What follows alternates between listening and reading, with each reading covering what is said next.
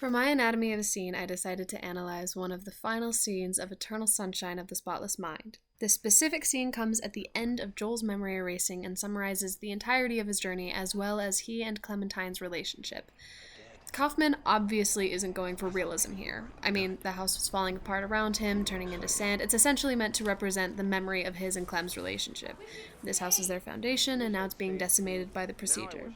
It's quite interesting that the house is destroyed from the ground up, specifically considering that Clementine is upstairs. There's also the idea that the house is being flooded by the incoming tide that presents such a powerful urgency in the scene that's contrasted by the methodical delivery of the dialogue on both Carrie and Winslet's part. There's also a single light source on Carrie in the form of a following spotlight, which can either be seen as the procedure finding him through every turn, or a visual representation of his vulnerability within the moment. This peak of disaster and loss is precisely when Joel feels the most inclined to truly feel everything that is happening rather than running from it. That being said, it's not a comfortable experience. He is clearly freaked out, but this light is almost like a last Hail Mary. Either he admits the truth now or he loses everything. We also hear a disembodied Clementine from upstairs as they unpack the shame he felt at their first meeting. Was it something I said? Yeah. You said so go. There's such disdain, you know? Oh, I'm sorry. It's okay. What's interesting to me is that we don't see Clementine until the very end of this scene. We only hear her. It isn't until Joel starts running away from this discomfort and loss that she reappears and brings him back to the scene to make him feel it. It's this pull between running from and facing your grief. There's no memory left. Come back and make up a goodbye at least.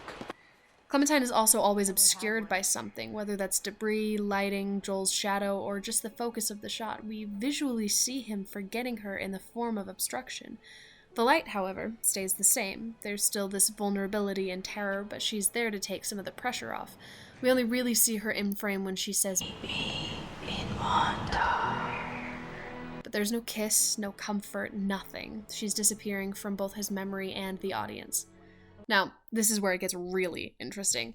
All of Joel's memories come crashing together in these really fast frames that are spliced in between speeding shots of the Barnes & Noble. The light is also slowly dimming and changing from the red that's representative of the last remnants of Clementine to that solitary spotlight again.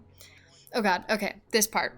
Kaufman likely shot these scenes on a dolly that passed through each set in such a way that resembles him passing in the car.